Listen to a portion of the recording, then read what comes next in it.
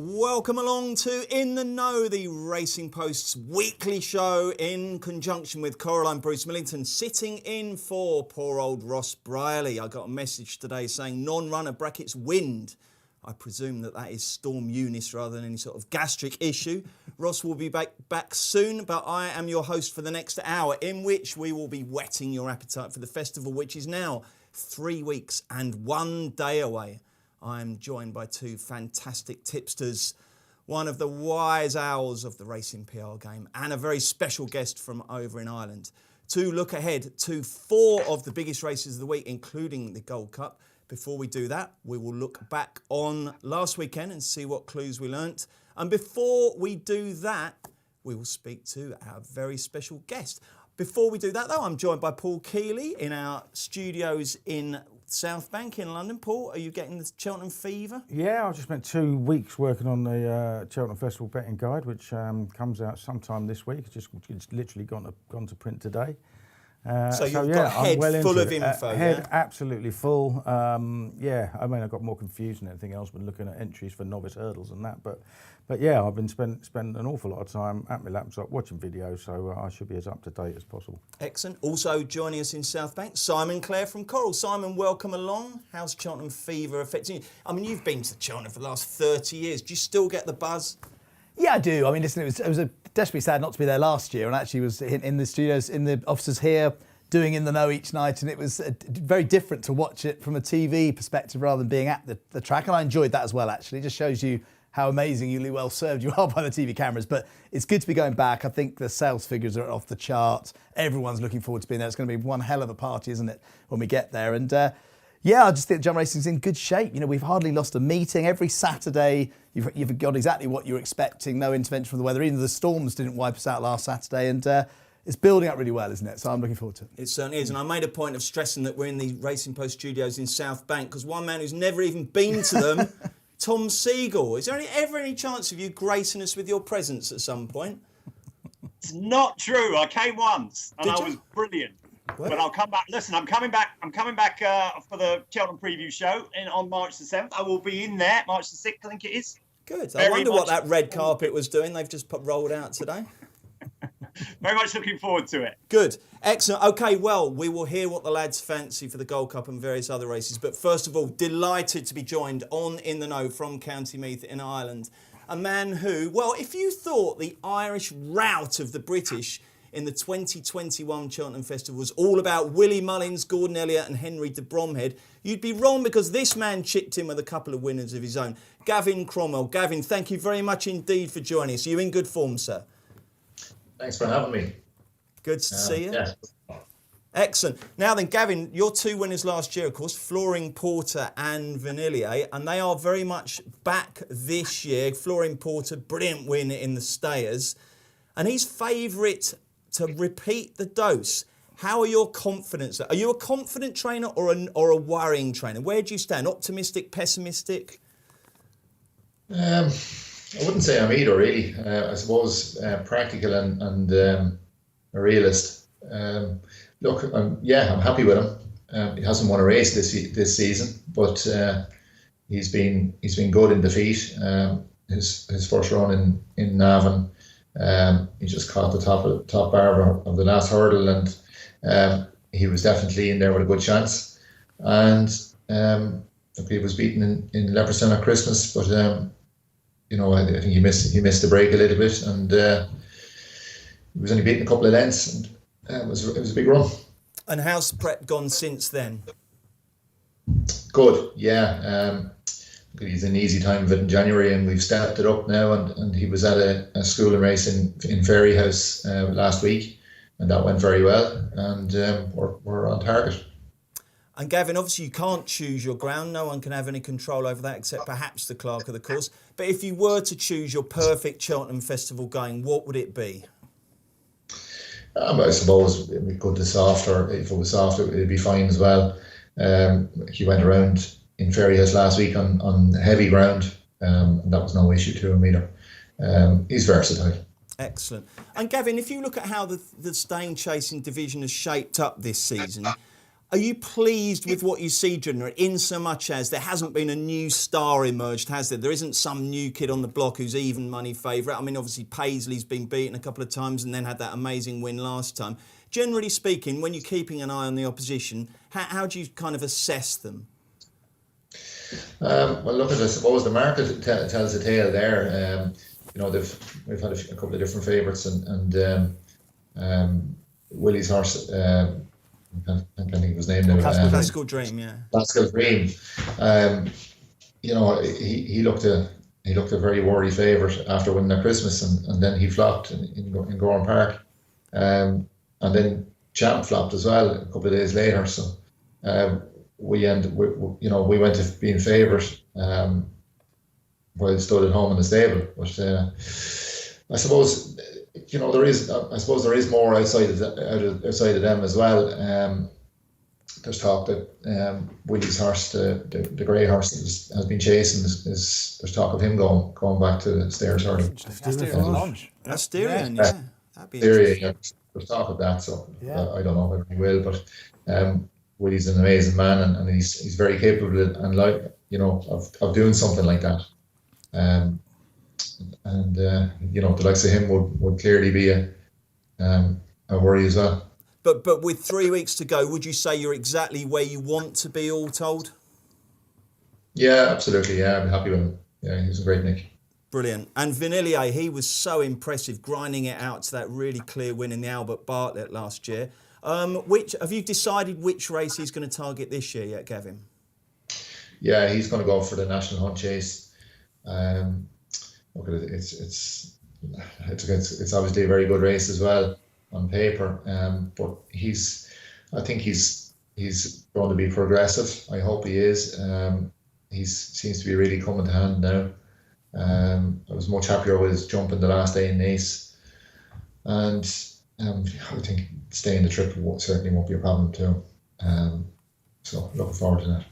Has he been trained very much with Cheltenham in mind? Because I think he's had 5 runs since the Albert Bartlett last year. One win, but he's always super consistent. He's a tough horse, isn't he? But do you think there's more to come, hopefully, on what we've seen from his previous runs this season? Yeah, I've trained him very much with Cheltenham in mind. So, last year he completely flopped at the Dublin Racing Festival and bounced back from it. So I think he is a horse that comes to his best in the spring. So hopefully he can repeat that. And who will be aboard? Not 100% confirmed, but I think Derek O'Connor. Whoa, that's the big one, isn't it? How difficult is it to nail down Derek O'Connor and Jamie Codd for that race? I mean, do you have to start making overtures before Christmas? Yeah, well, I wouldn't have any say with Jamie Codd. Gordon has the push on him. So I look at Derek writes quite a few for me, and sure, he's a top fella. Excellent. Well, good luck with those two. But the other one I want to ask you about is Gabby Nacco. Last year, I needed Gabby Nacco. It was like I was having a bad day, and it was like, right, this will win the last, don't worry. And then, I mean, it was ridiculously unlucky, wasn't it? Brought down. Are you over that yet? Do you think he would have won that day? Well, if you look back and see what won the race, maybe he wouldn't. Galloping the Champ, he's proved to be. He's a great one horse, and but that's one of those ones we'll never know. So I'm looking forward to him. He didn't sparkle at Christmas. I think he had quite a hard race in the Drinmore and Fairyhouse, and he made a couple of mistakes, and he tried really hard, and he got back up to be only beaten, I think, a length and a half or something. I think he dug deep and he tried very hard, and I ran him back at Christmas, and in hindsight I shouldn't have run him. He was a tired horse. And where will we see him at the festival, Gavin? We're undecided. I suppose I would prefer to avoid Galloping the Champ, but then with Henry's horse in the Bob Ollinger. Bob Ollinger, yeah. Sorry, Bob Ollinger. I don't know which I'd prefer to be taken on, but I suppose maybe swaying towards the turners. But we'll leave that one right down to the wire. I'd say where we go. Excellent. He's in great nick. Yeah, he hasn't run since Christmas. We freshened him up, and he was in Ferryhouse last week at the school race as well, and he's in good nick. So. And before we get to Cheltenham, Gavin, I believe you might be making a rare raid on one of Britain's smaller racecourses. Tell us about that with Darver. Yeah, Darver, he's declared to run tomorrow in the Ballymore Hurdle in Navan, which was abandoned on Sunday. But the ground has now gone heavy and it's 2 miles 5. So we're not 100% certain that we're not running, but he has an entry in the National Spirit in Fontwell. So it's looking likely that the ground will be certainly kinder there. And look, it's a good race as well, as expected, but quite an attractive prize as well. It's a £90,000 race, and we're kind of swaying that direction. Well, you'll enjoy Fontwell if you do go. It's a beautiful little track. Keels, I think you've got a question, haven't you? Yeah, just with the handicap entries coming up tomorrow, just wondered how many and what they are and what races they're going to run in, Gavin. I have the Boodles. I have a filly that she may struggle to get in Vera Verto, Underflow, and White Pepper. I'll have a couple of entries in. I like the way I'm thinking. We'll have an entry in the Coral Cup and in the Martin Pipe. He ran well in the Martin Pipe a couple of years ago. He's only beaten 5 lengths in it. So he's going to have an entry there. And my mate Mozzie is going to have an entry in the County Hurdle. He didn't. He certainly didn't run up to his best the last day at the Dublin Racing Festival. The ground was quite soft. I think he's very much ground dependent. Right, Yeah, so you want it quicker on the Friday then, though? That'd be handy if it dried out, yeah? Yeah, so. Brilliant stuff. So maybe 5 or 6 runners, do you think, at the festival, Gavin? Something like that, yeah. Brilliant. Well, listen, we wish you luck. We're very, very grateful that you've given us your time on In the Know. Thank you very much indeed, and all the best for the Cheltenham Festival, Gavin Cromwell. Thanks for having me, lads. Thank you. Thanks, all Gavin. the best. Good luck. Excellent. That was Gavin Cromwell, Flooring Porter favourite for the Stayers. Vanillier going for the 4 mile. No, it's not the 4 miler anymore. It's the 3 mile 6 miler with Derek O'Connor in the saddle. That's a bit of an In the Know exclusive there. OK, let's look back on the weekend. It didn't look on paper like it was necessarily going to be one that was going to throw up loads and loads of massive Cheltenham Festival clues.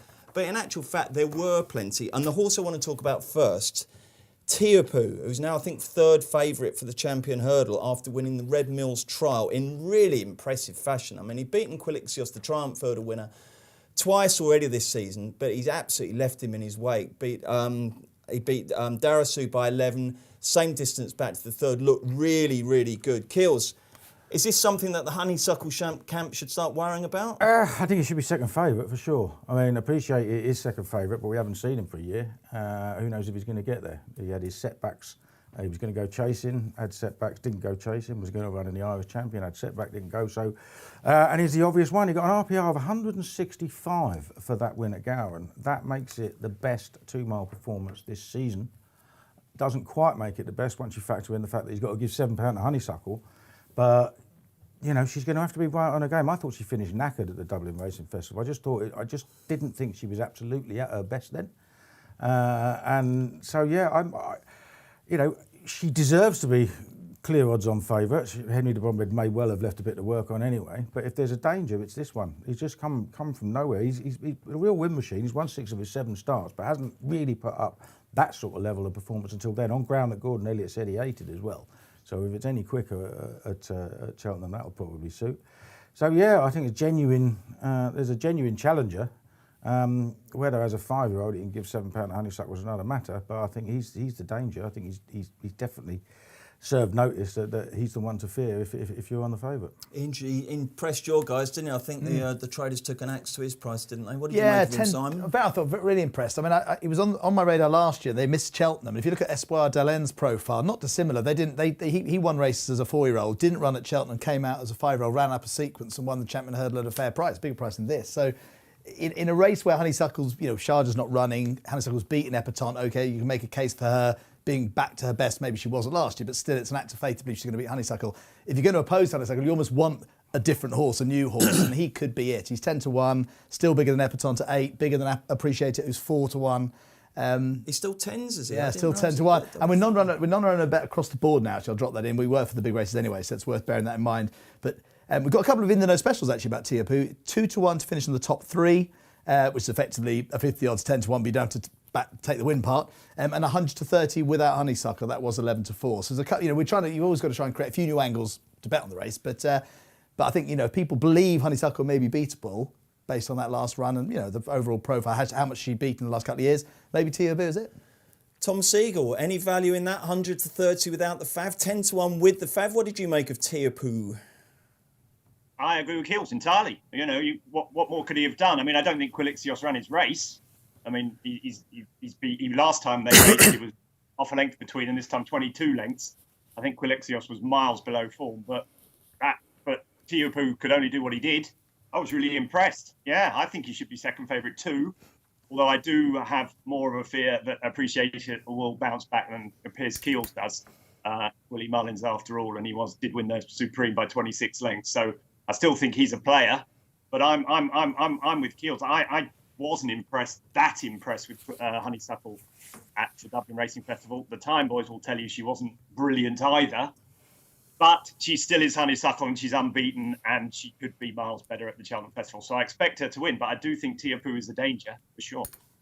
And the other race, I suppose, from the weekend that had champion hurdle links was the Kingwell down at Wincanton, where Goshen won. Goshen, the Moore camp have decided, has a bit of an allergy to Cheltenham, so I don't think he's going to run there. But the second is on the sort of periphery of the Cheltenham. Yeah, Adagio. I think he's got fame claims. I mean, I wouldn't knock Adagio for getting beat on a right-handed track by Goshen on soft ground, because I think Goshen probably is the most talented 2-mile hurdler in Britain when he has his conditions, and that's soft ground and a right-handed track. He cannot go left-handed to save his life. It's a complete loony, as we know, but he's actually a very good one.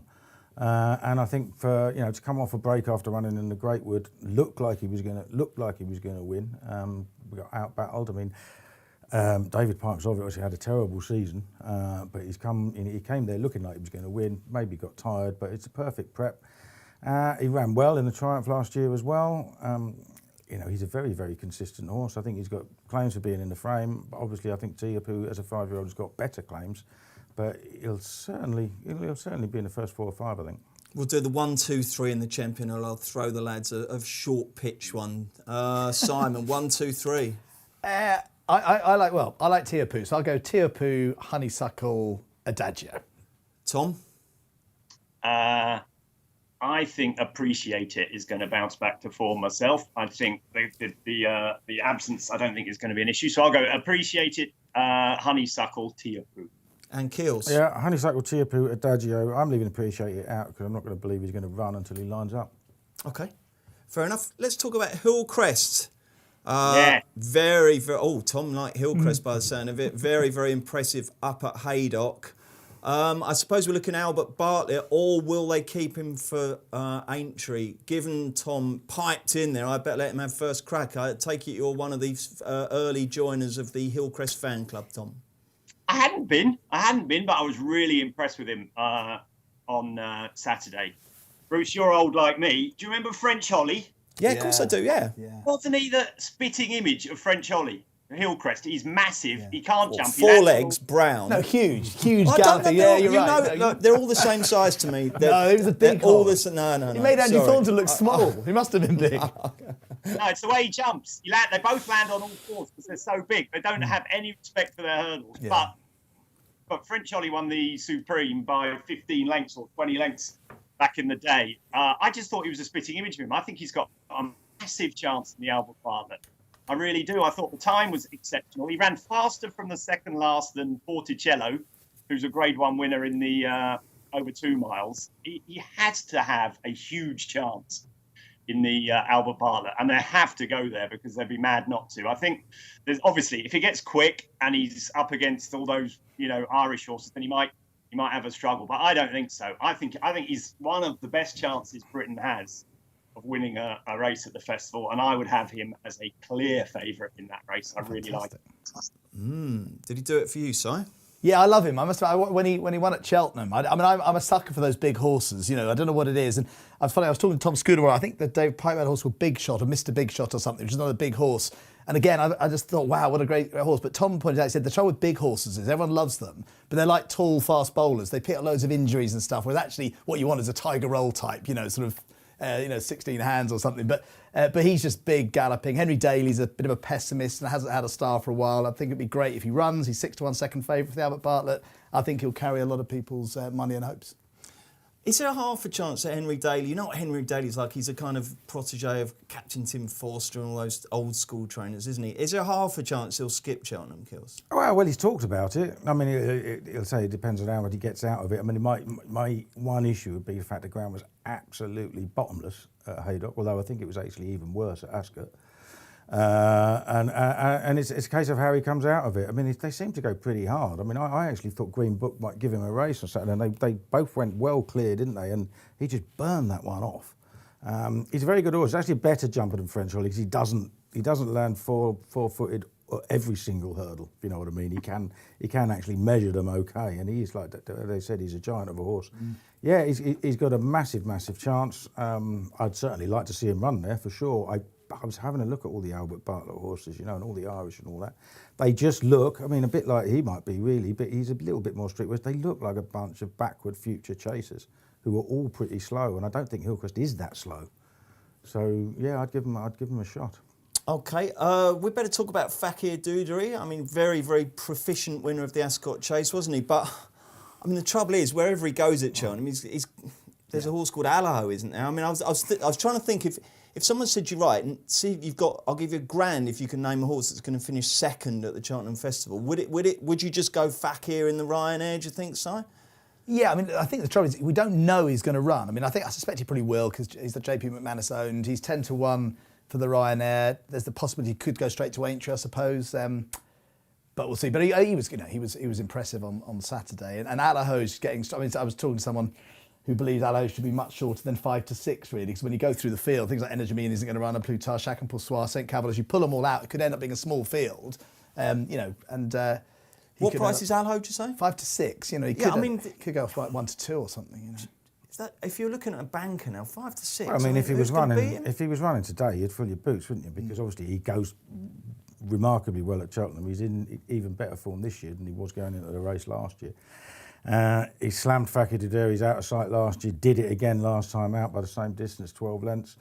Fakir Dudery's shown up our horses as being Grade 2 horses, really. Yeah, he's come over and won that race. My only issue with him is the fact that he ran at Ascot 3 weeks before and it was bottomless ground. And I would not go anywhere near a single horse for Cheltenham that ran at Ascot. I mean, it used to have a real terrible record of producing Cheltenham Festival winners, that meeting in particular, because it was always run on really bad ground. Then they sorted the drainage out a little bit, but that was as bad as I've seen the ground there. And I would run a line through every single horse that ran at Ascot that's going to go to Cheltenham. Anything else catch your eye, Tom, over the weekend vis-a-vis Cheltenham? Not really. I'm just going back to the Ryanair. I do think there's a chance Conflated will turn up there now.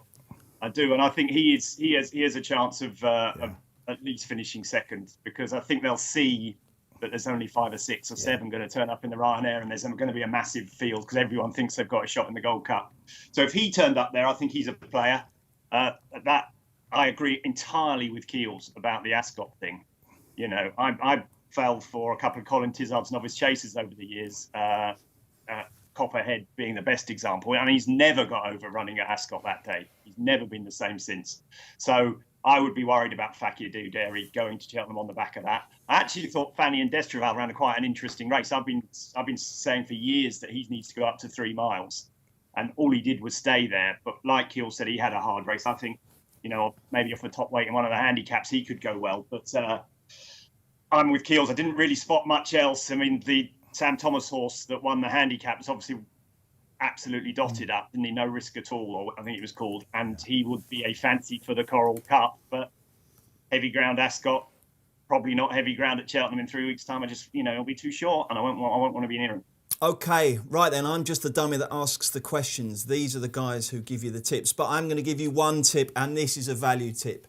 If you want Racing Post Ultimate Members Club subscription, we've got a fantastic deal. It's great value anyway at just over £1 a day, but we're giving it to you for £15 a month for the first 3 months. It's absolutely what you get for this, okay? Even if you just got the digital version of the newspaper, which you don't have to wait for the morning of either. It comes to you at 9 o'clock on your iPad or your computer or your phone. Even if you just got that, that would be value. But you get the weekend, you get the Racing and Football Outlet, you get Paul Kealy, Tom Segal's tips in advance, you get unlimited race replays from all courses in the UK and Ireland, and so much more. It really, really is the value play. The link is on the screen. Sign up. You will be charged full rate after 3 months, but fill your boots and enjoy Cheltenham and Aintree and the start of the flat for just £15 a month. Right then, let's get stuck into the race of the week. We're going to look at 4 races for you today, but the first one I'm really excited about. It's always the best race. It's the best horse race in the world for my money. It's the Cheltenham Gold Cup, this year sponsored by Boodles. Ironically, the Gold Cup's going to be sponsored by Boodles, but when everyone says the Boodles, they will mean the 4-mile handicap hurdle. But anyway, never mind that. The main point is we have got a head scratcher here. It is such a difficult race. It's so tough. Looking at Coral's latest prices, 3 A Plus Tard, 4 Galvin, 5 Minella Indo, 8 Protectorat, 10 Album Photo, 10 Conflated, 12 to 1 Tornado Flyer. Kills, the first thing I was thinking about that, if you read that show of betting out to anyone who knows a thing or two about racing on, say, October the 1st, they'd be thinking, blimey, some weird stuff must be happening for that to be in the state market. Exactly. Who? Conflated? Who's that? That tends to happen in all the major races. So horses come from nowhere, don't they? And remember, Album Photo won 2 Cheltenham Gold Cups. No one in the right mind would have thought of him as a Cheltenham Gold Cup horse after he fell knackered in the RSA the year before. Like, you know what I mean? Yeah. It does happen. Horses improve at different rates, don't they? They certainly do. Simon, before we get stuck into who's going to win, any of you got an in-the-know special for us on the race? We have. Look, I mean, punters won't be looking at it like this, but we're all obsessed by the whole Ireland versus UK narrative. And when you look at the betting, you know, A Plus Tard, Galvin, Minella Indo, Album Photo, Conflated Tornado Flyer, they're all at the top of the betting for the Irish. The one horse there waving the Union Jack is Protectorat at 8 to 1. And then you've got the likes of Chantry House at 16s and Royal Pagay at 20s. But we're offering 11 to 2, an English-trained winner from 9 to 2. I think if you sort of work out the maths, it works out at a bit of value rather than trying to back them all individually. Right, but is it English or what happens if British? we get a Scottish winner? English-trained. No, Hoyson-Hill does not count. Hoyson-Hill does not count, right. Well, I don't think a Hoyson-Hill is going to run by all the noises they're making anyway. I think it's Okay, fair enough. Thank you for that. And sorry, we've also got a previous winner of the Gold Cup to win it, which I think is Minella Indo and Album Photo, 100 to 30 from 11 to 4. Lovely stuff. Right then, who's going to go first? Tom, you can go first. Who wins the Gold Cup this year? I like Protectorat, Bruce. I like the British here. I think we've got a good chance. I'm not that sold on any of the Irish this year. A Plus Tard was, I don't know why he didn't win at the Leopardstown over Christmas. He was clearly very good at in Haydock, but he loses a lot of races, doesn't he, for this superstar horse to be 3 to 1 favourite. He's lost, didn't win the Ryanair last year, 2 years ago. He didn't win the Gold Cup last year. Galvin, I think, is more solid. I think he's perfect for the race, stays very well. Is he quite classy enough? Not sure. Minella Indo, I don't really fancy at all. I don't see what he's done this year to give him to be 5 to 1. I think we're priced up there on old form. I like Protectorat. I think if you forget his backstory and just look at his last 3 runs, he's won a Grade 1 at Aintree, beating the Shunter very easily. He's gone and run a brilliant race in the Paddy Pad. Very unlucky, smashed into the 6th fence. Otherwise, I think he would have won that off a massive weight. Ran that race, and he did much better than Long Run did in the Paddy Power before he won the Gold Cup. And then he's gone and won the Many Clouds by a distance, getting a Racing Post rating of 172. Well, that's close to top. That's close to the best form in the race all season long, according to the Racing Post ratings. I just think he's a 7-year-old. He's getting better. He stays very well. He likes the track. What's not to like? I'm with Protectorat. Is he definitely good enough, Tom? Well, I mean, you can't argue. You can't answer that because he's a potential horse, isn't he? But, I mean, I remember going into last year's Gold Cup there was a massive kind of rush for Royal Pagay, and I thought, the form just doesn't add up. He's just not good enough. I kind of get that with Protectorat. I mean, he's still got to find plenty, doesn't he? No, I'm not sure, Bruce. You look back through the winners of the race. You look when Album Photo won the first time. He had much worse form than Protectorat has now. You look at all those winners back through the line, loads of them synchronised and the Davy Russell got up on the line that should have been thrown out. You know, Protectorate's got proper, solid, good Grade 1 form in my book. I think he's got form commensurate with all of them this season. And, he's just one of those horses that people have a slight doubt about. It's because he got beaten at Kelso at 1-15 or something and finished 42 lengths behind. People's just slightly concerned about him. But he's the youngest horse in the race. He's improving. And I think the key to him is he's a massive stayer. And he's never had a chance to prove it. And he's going to prove it. And I think he'll run really well. Far be it for me to doubt the great man. But I don't know. I'm just Go on, Neil, back me up. Well, listen, mate. I can literally just say, right, rewind everything Tom said. Just play it again. I'm out of it. I'm just going to get my coat. There's no point in me taking you two on this. Listen, absolutely, 100% agree. Like, I actually laid him at Aintree thinking there's no way he's going to stay. I laid him in running because he was tugging like mad. I thought, this is bottomless ground. Native River's going to run the guts off him. And he just tanked all the way and just went further and further clear. Now, you can pick holes in that form. Native River's obviously been retired after a bad run. But Sam Brown got beat half a length by Royal Pagaille next time at Haydock in a big handicap. And it just made him look ridiculous. And like Tom said, he would have won the race at Cheltenham if he hadn't absolutely slammed through that fence. He's a 7-year-old, and he's nothing like Royal Pagaille because he's got speed as well as stamina. He's a 2.5 mile horse last year, Grade 1 win at 2.5 mile. Royal Pagaille would never win a Grade 1 at 2.5 mile, not in a million years. And he's a horse that absolutely needs a bog, whereas Protectorat doesn't. So he's got speed, he's got stamina. The vast majority of horses that win their first Gold Cup do it at their first try. And that's another thing he's got in his favour, as has Galvin. I think Galvin's very solid. A Plus Tard, I mean, he just wouldn't be the first horse to get flattered by a wide margin win at Haydock with it, unusually in his case because the ground wasn't soft enough for the others. But you know, everything was in his favour at Leopardstown last time, and he got beat by Galvin. It was a real slow run race. He's got the pace. He's running Grade 1s at 2 miles. He should have had the pace to see off Galvin there, and he didn't. Henry de Bromhead's form this year is nowhere near as good as it was last year. And as Tom said, Manella Indo on form this year should be 16-1, not 5-1.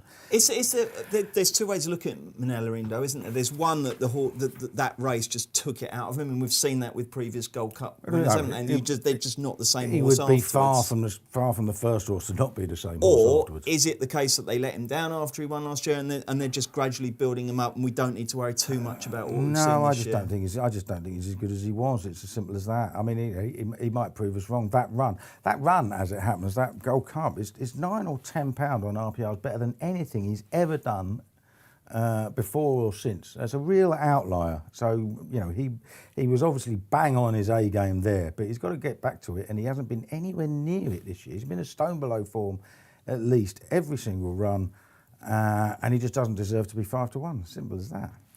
2 votes for Protectorat. Simon, you're going to roam with the boys?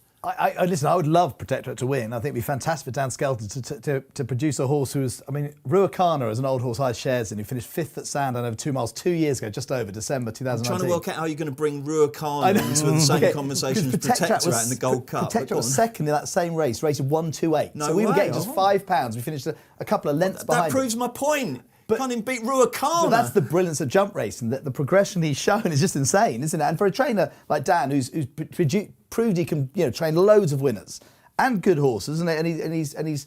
But this would be the ultimate, to take this horse and win a Gold Cup. And so I'd love it to happen. But at 8-1, I can't back it. Really, from the same reasons you are. Do I believe that he's that good? I don't. I sort of. When all that back form says no, doesn't it? I know. I'd be much more like to side with a Galvin, who looks like the now horse, won the 4 miler, good form this season. Obviously runs Cheltenham well. I might forgive Manella Indo because his Cheltenham record's so amazing. First, second at the festival, and it was an eye-catching run, albeit in a race which kind of, these guys, Tom and Paul, picked apart the night before and tipped the winner. Conflated a huge price. So it's a great Gold Cup though. Like you said, it's the best race of the week. Intriguing, isn't it? Yeah, and it's deep. I mean, really deep. I think most horses in the market will run, and on the day there was something at a big price which was suddenly conflated, might suddenly get backed in, or I don't know. There's always a big move on the day which you expect least. But It'll be the busiest betting race of the week, won't it? Always. The second biggest of the year, but outside the Grand National every year. Yeah. You've got to remember that horses improve and they improve massively quickly. Flooring Port was rated 119 in February 2020. It's still only 131 by October. By March, he'd won a Stayers Hurdle. Like, you know, horses can improve that quickly. Protectorat has improved every single year. He comes in here with 3 career breasts as the youngest horse in the race. I think he's got a fantastic chance. Okay. Yeah, Ross Briley. Some bloke called Ross Briley's come on. He said, "Oh, blimey!" He said, "I knew there was someone I was meant to be tonight." Yeah, that's right, Ross. Sitting right here, my friend. I had a nice night lined up at the bingo. I was going to enjoy myself, let my hair down, and all of a sudden I've got to come and sit with these horrible creatures. You owe me one, Briley. Bruce, can I mention Tornado Flyer? Please do, mate. Yeah, we're not done yet. Don't worry. There's plenty more meat on this bone. Go on. Yeah, I think we're getting to the stage where everyone is going overboard with it being a fluke. His King George win. He's he still won the King George and he still won it easily. And I think he, like Protectorat, has been crying out for the trip. I think that's what the King George showed. He ran very, very well in the Ryanair last year. He finished half a length behind Fakir Du Derry. If all he's wanted all along was a proper stamina test, I think people have got to the realms of overlooking him because he, like Protectorat, could just be miles better over staying trips, and he just could be improving too. So I don't think he's without a chance in what is a wide open race. Yeah, I mean, just talk to me about Gavin, because I mean that Savills Chase, he's come there. I mean, I watched it again before we came on, and the commentator says, and Gavin looking well held in third coming off the bend, and he did. He was scrubbing along David Russell, and then he came and wore down our Plutard. I know Kenboy was quite close up. Mellon was fourth, but Mellon's won the other day. I mean, isn't Galvin just the progressive horse with winning Cheltenham form? Oh God, yeah. I mean, I mean, you know, for me, if I was going to have a bet, it would be Protectorat or Galvin. Protectorat is double the price. That's you know always the way I play. But Galvin, you know, he won a race he shouldn't have won because you know he's the one we all see as the out and out stayer, and that wasn't run to be won by an out and out stayer. It still was. He flew up the hill. You know, he's got a great chance. He goes really, really well at Cheltenham. He was second in the novice handicap chase and then won the national hunt chase. He was a novice for 2 seasons. And he's tough as old boots, and he tries, and yeah, I can't see him not being at the business end. And I do think the horses that haven't been there before are the ones that are going to come to the fore. Okay, nice easy one for you now, chaps. The 1, 2, 3 in the Gold Cup. And we'll start with you, Simon. Oh, I think Galvin to win, Minella Indo to come second, and probably I think Tornado Flyer. You know, I love the King George. I'd love to see that form stand up. So he'll be my third. Tom, what's your tricast? Protectorat, Tornado Flyer, Galvin. And Keels? Protectorat, Galvin, Tornado Flyer. 3 horses who've yet to run in the race. There you go. No love for album photo anywhere? Better horses than him have tried and failed at the age of 10. It just doesn't get done very often. Okay. Let's move on to one of the highlights of the Wednesday card. It's the Ballymore Hurdle. And before we talk about who's going to win, I suppose we better try and work out who's going to run, Kills. Oh, this race is just giving me nightmares trying to do the horse profiles for the Cheltenham book because, you know, we've got a market where 2 of the horses who are among the favourites, Sir Gerhard and Dysart Dynamo, are also among the favourites for the Supreme, and we've no idea which one, if either, is going to go. And it seems, you know, I mean, Coral's Markets makes it seem very clear that Sir Gerhard is going to run in the Ballymore, but he looked very, very fast to me at Leopardstown. Time was really good there. He did get in close to a couple of hurdles, but it didn't seem to matter. And of the 2, Dysart Dynamo, although he's a King Go, he's actually the one that's really bred for it. So it's anybody's guess, the rest that I've looked at. I mean, but we've also got Constitution Hill and John Bonner, and Nicky Henderson is absolutely adamant that they're both going to run in the Supreme, but if either one ran in this race, they'd be virtually favourite as well. So it's it's a bit of a anybody's guess. minefield, And this I one, think isn't it? I also think they are a lot better than Journey with Me, who I think is really slow, and I don't actually give it much chance in the Albert Bartlett, let alone the Ballymore. And I cannot believe it's a 5-1 shot. I watched his race. He made a right meal of winning a Mickey Mouse race the other day. Cannot have that at all. So, whoever runs at a Sir Gerhard or Dice Like Diamond, I think is going to be very, very short and very, very hard to beat. But, how can you have a bet now unless you are an RMB? Infectious enthusiasm from Keels there. Right then, let's just spin through the prices before we get what the lads fancy. So with all those caveats that Keels says about, because bear in mind, obviously you've got a lot of these involved in the Supreme. 2 Sir Gerhard, 5 Dice at Dynamo, 5 Journey with Me, 6 Ginto, 7 Walking on Air, 8 Minella Kakuna, there's a watch your bets with that one, and 9 Stage Star. Simon, we'll stick with you. I mean, is this a race where you're just going to leave it until a bit nearer the time, or has a light bulb flashed above your head at some point? Well, we're going non-run, no bet all races tomorrow. So that makes it easier. Obviously, the prices will contract a little bit because you're getting that certainty you can't do your money if there's a non-runner. So it'll be interesting to see how we price the race from tomorrow morning. But, this is the race, I suppose, a bit along with Gallop into Champs, where you're really trying to work out who's going to run where. Sir Gerhard has attracted support for this, even without non-run, no bet, which is interesting. But there's a deep Irish challenge, Walking on Air from Nicky Henderson, 7-1, but only had the one run, which looks doesn't really fit the profile. And Stage Star from Paul Nicholls' yard at 9-1, obviously won the Challow, but they're the sole real big sort of main stable hopes from the UK against this horde of Irish horses. We are 5-4, the In the Know special, 5-4 from Evans, Willie Mullins to win the Ballymore. With obviously either of those front two, and he's got so many entries in this race, it's untrue. I'm sure he'll have lots of runners. We're 4-1, Sir Gerhard to win by over 4.5 lengths, and that's non-run, no bets. If he doesn't run, you get your money back. So, but it's a tricky race. I'm not surprised it gave Paul nightmares. Did we get a tip out of you there? No. I do know. I suppose I looked at Ginto or Ginto. Sort of unbeaten. He's been impressive. 3 from 3. Maybe just behind the Willie Mullins pair, he would probably be of interest to me. But it just looks really hard, doesn't it? But he's another way. Could run in the Albert Bartlett. Jockey said all he did was stay when he won last time. So it's very hard to work out. Bookmakers have Minella Kakuna a shorter price, I think, for the Albert Bartlett. Although Willie Mullins has said, I don't see any reason to go further up in trip. With Mullins, that probably means he will. But it's one of those things. We just don't know what's going to run. There's a fog of uncertainty in the studio here, Tom, in the South Bank. Lift it. Come on, tell us what's going to happen in this Ballymore. Well, I hope Sir Gerhard, like Keels, goes to the Supreme, because I want to see him versus Constitution Hill. I have a fear that he will come here and Dice Up Diamond will go to the Supreme. That's what the market is telling me. When I did my preview for this for the paper a few months ago, after Journey with Me had won at Leopardstown, beating Hillcrest and Minella Kakuna, I thought that was red hot form and that he was going to be a player in this race. But like Keel said, he was horrible. Well, he wasn't horrible, but he was just slow at Lace the other day, and he just didn't look anything like I was expecting. When the horse that beat Champ, Martin Brazel's horse, I'm so bad at names these days. I'm getting won that City race. Island. And then and then City Island, and then went on to win the Ballymore. He looked different class to his rivals, but Journey with Me was just laboured. So like Keels, I think he's 5-1. I wouldn't be backing him. Walking on Air is a talking horse, isn't he? I think all the journalists have been down Nicky Henderson's today, and they've all come back saying Walking on Air this, Walking on Air that.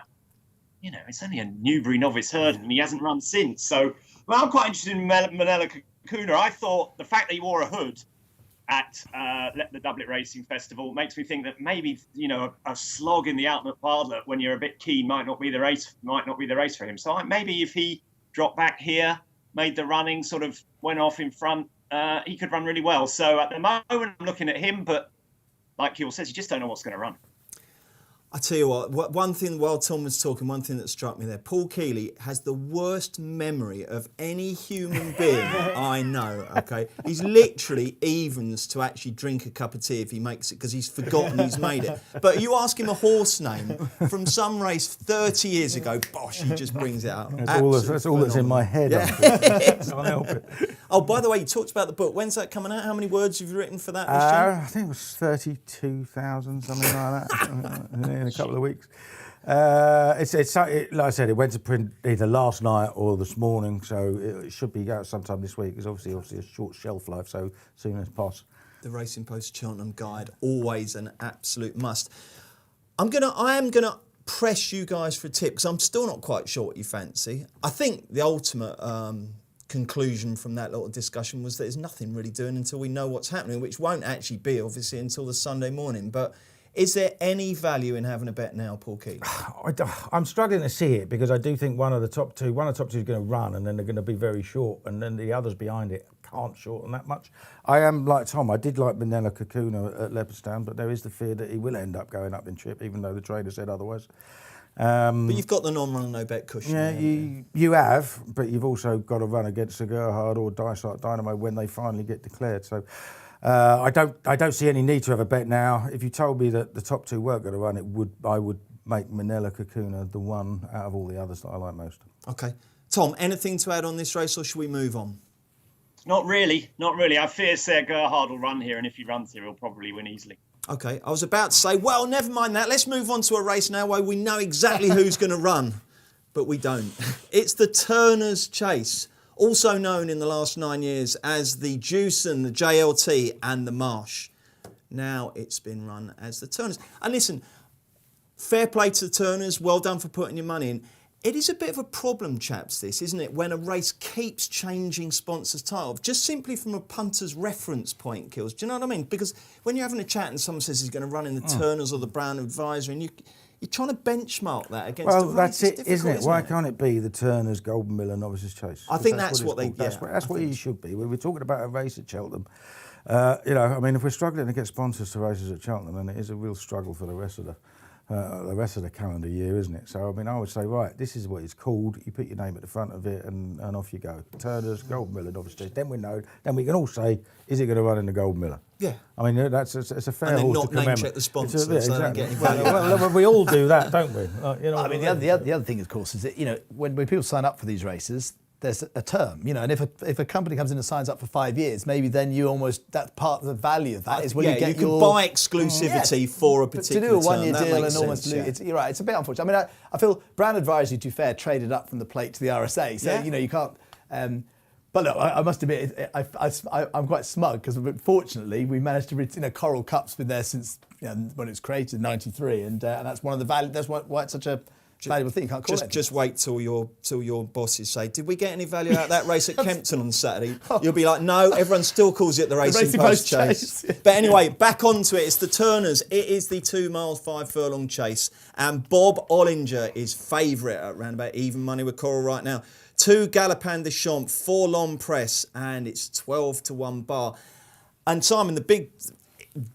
spanner in the works is we don't know what's happening with Galopin des Champs, do we? We don't. Obviously, again, non-run no bet now will kick in. But everything I'm sort of hearing, I feel he's going to go for the longer distance race. You don't know this, and obviously you don't know what the ground's going to be. And Willie Mullins will lead it up to the last minute. But the vibe seems to be that he's going to avoid Bob Ollinger, and I think they may think that the easier target is the longer distance race. But can't assume that. But you have got the non-run no bet protection. Let's work on the basis that's going to happen. If that's the case, is Bob Ollinger the banker of the meeting? It's the profile of the whole meeting. We saw what happened last year is all these horses are going to be weaved into multiples and accumulators, etc. And I think it'd be interesting to hear what Paul's view. He's been very strong on the fact that the Henry de Bromhead yard is not in the rich vein of form that it was last year. That'll be an interesting narrative again, a subplot.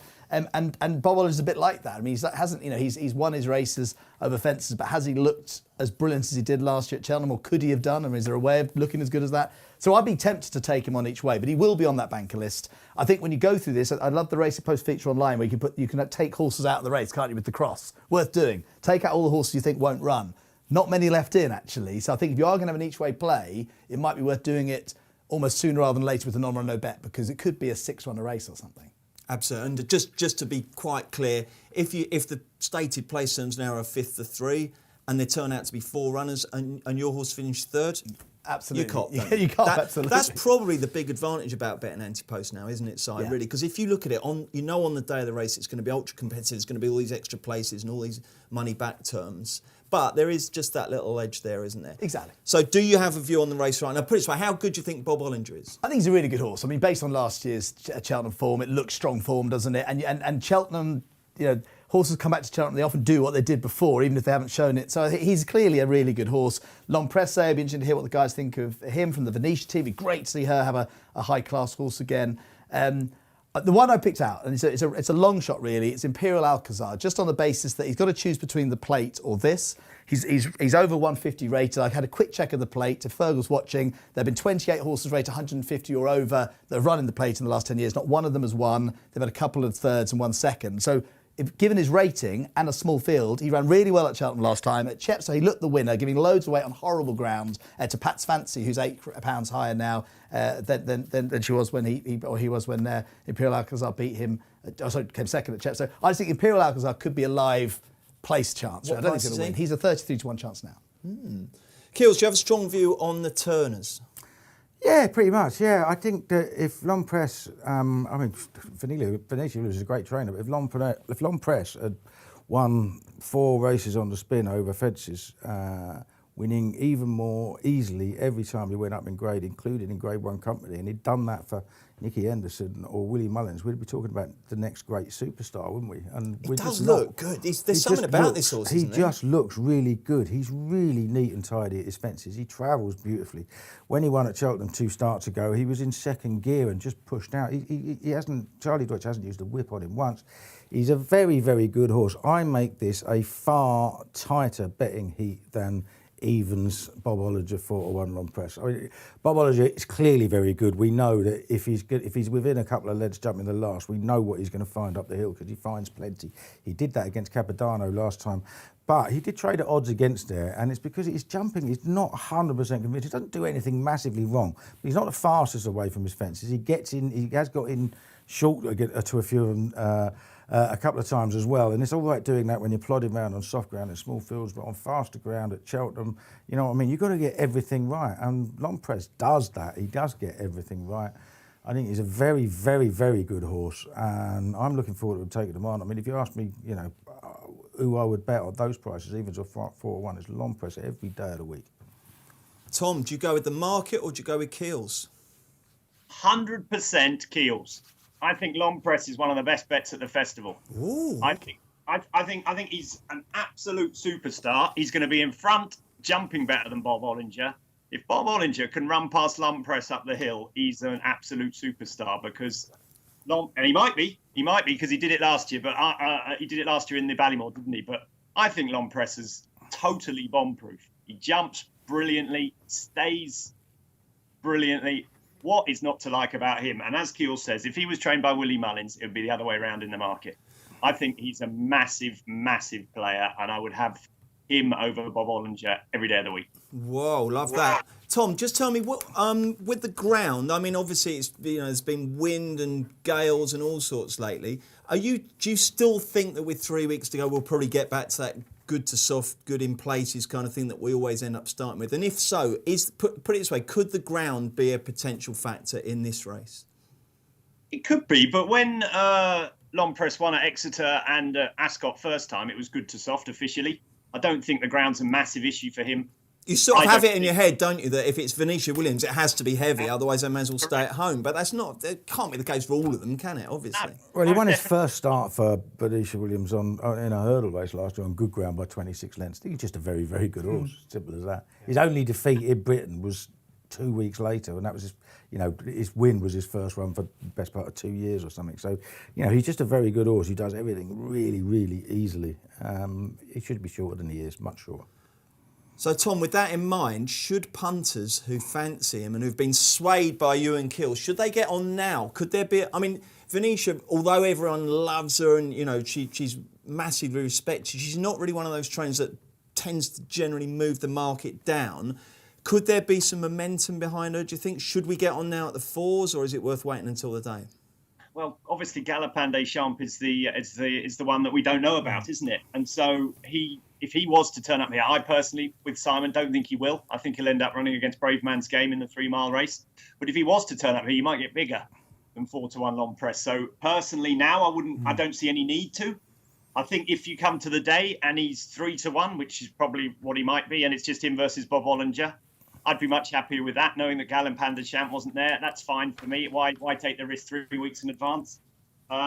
there's I always. personally don't think there's great value at around 4-1 now, but I do think he's a brilliant horse. There's always a chance of the Irish battering the Brits on days 1 and 2 as well, and then smashing into say Bob the Hollins chance, in the probability. opening race on the Thursday. So. Yes, I guess so. Okay, the final race we're going to look at tonight on In the Know is the Mayor's Chase, the second running of the Mrs. Paddy Power's Mayor's Chase. Takes place on Friday.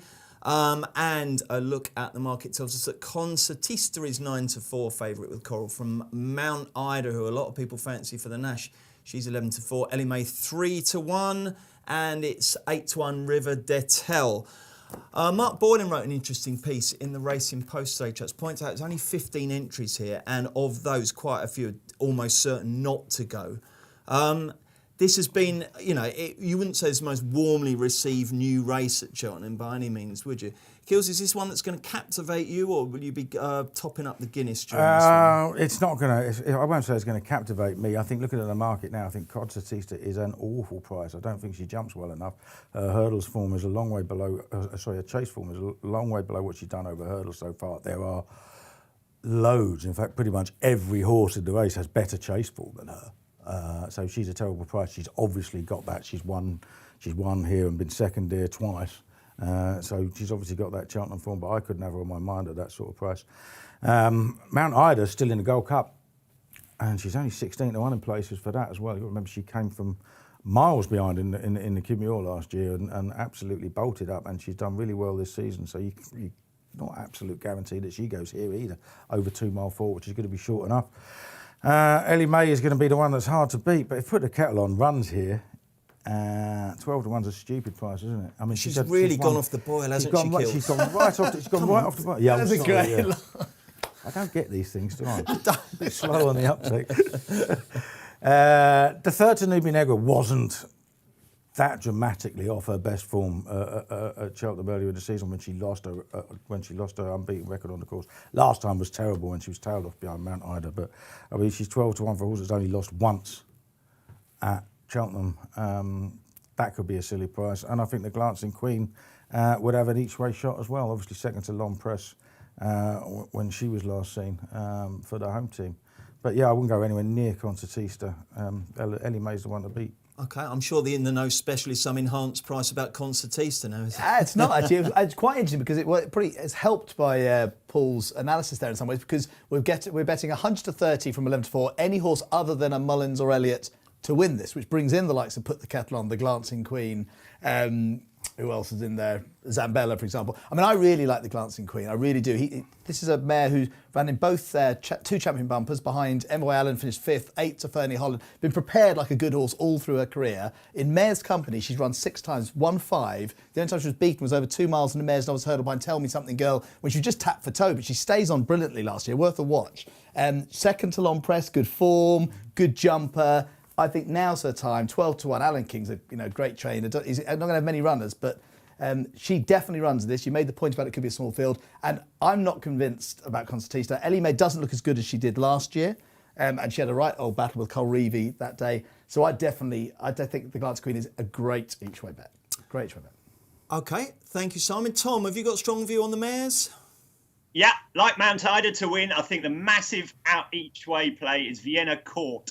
Bruce. 2 from 2 at Cheltenham this season was incredibly impressive when she beat when that big handicap on New Year's Day came from miles back and just looked like she just jumped in at halfway. She just hacked past them all. I think at 20-1 or whatever she is, 16-1 there, and there's going to be 5 or 6 runners. That's a great each way bet because she's going to run. She loves Cheltenham. She's miles better there than anyone else. As I say, I think she's going to run a massive race, and I think Mount Ida is obviously the one to beat, but I think Vienna Court's got a great chance. Love that. Excellent. Thank you, Tom. Right then, before Cheltenham starts, there's one meeting where all those last clues are dropped. It takes place at Kempton this Saturday. Simon's firm Coral are the title sponsor. Before we go, I'm going to get a winner out of each of you for Kempton this Saturday. We'll start with you, Si. What you got? The big breakaway for me. The Tizzards have been aiming at the Coral Trophy since the The what? Sorry, the Coral Trophy, £150,000 record prize. We money. haven't sponsored it for about 12 years now. But he's known as Race Adventures. I think he's got a great chance. He ran a good race at Newbury over hurdles, staying on well. I think he'll go well.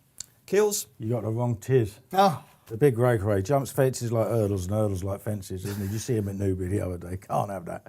But they've got one down the bottom of the weights called Of All the Gin Joints, who ran really well with second here last time after a break, after a wind up. It was only 15 days ago. £11 lower now to win fifth in a good race at a good grade 3 race at Aintree in April. I think he's got a cracking chance. He was the complete outsider of the field earlier in the week. I think it's called Of All the Gin Joints.